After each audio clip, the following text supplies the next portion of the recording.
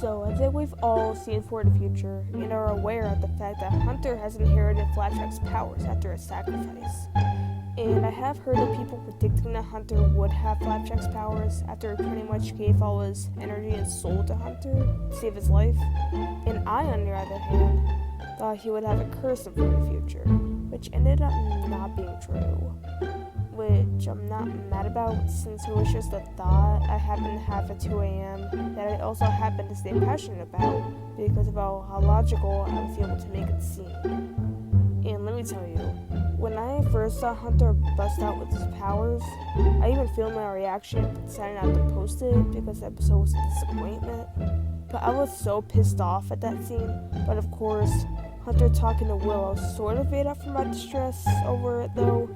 He kept on using his power, which drove me nuts. And I feel like part of the reason I'm so disappointed in the fact that Hunter has powers, at least why I was disappointed in it at the time, was because of the idea that Hunter having Flapjack's powers was way at the back of my head. Like, I was not expecting it at all. So it did kind of throw me off at first, but now I see a major flaw in this part of Hunter's character arc.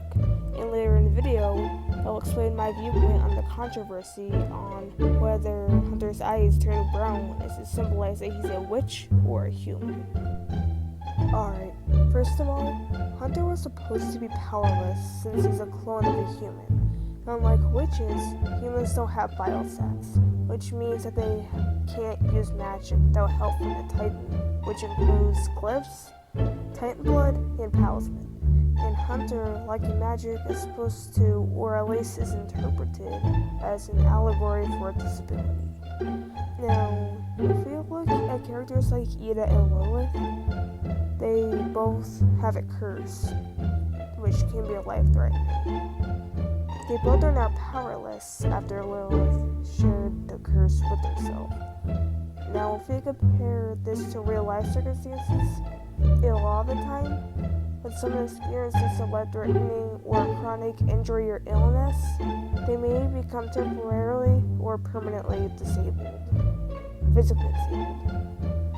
And I feel like both Ida and Lilith sharing a curse and being powerless is a very good symbolism of the aftermath of a chronic or life-threatening illness or injury.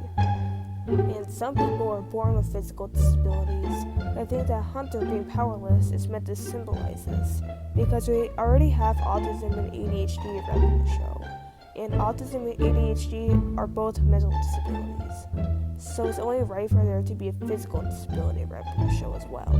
And I think that since Hunter is the character of the show was portrayed as a witch, despite being a grimwalker, him written to be powerless is supposed to be his disability. And him inheriting Flapjack's powers just defeats the purpose of him being written to be powerless. Because the crew pretty much just took away Hunter's disability, as if it wasn't good rep, especially since the show is intended for a younger audience, since it shows to be educational, which I find very problematic, since in real life, a disability doesn't just go away magically or with a blessing, especially if it's a permanent disability, like what Hunter being powerless was supposed to be. Now into the controversy of what species Flapjack's sacrifice turned Hunter into.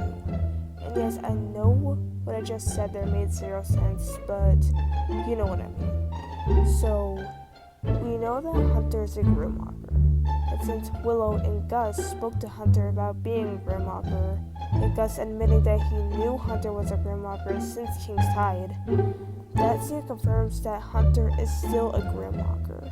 I mean, he is obviously still a grimwalker either way, because a person's origins do not change what species they are, which should be common sense. Now, he is still wondering, at least at the moment, if he's a witch or a human. I mean, he is a clone of a human, and it's not like having Flapjack's energy in his body just grew him a bioset. Besides, all the other talisman are only used when flying, or maybe sometimes to attack during a fight. But Flapjack has only ever given someone the ability to teleport when on hand. And although talismen are magical beings, based on what Ida had said at the start of the series, before a witch gets a talisman, they need to learn how to use magic on their own. So they wouldn't need the talisman to cast spells for them. They just help the witch. Now, I don't know why I'm talking about this since it doesn't relate too much to Hunter. Anyway, back to talking about Hunter. Notice how Hunter doesn't need to draw a circle with his hand to use his powers. He can just do it, like a Stevie Universe, not needing to grab his weapon out of his gem. So, do we think he's a witch? No. Do we think he's still technically human? Yes. Especially since Hunter's eyes turn the color brown.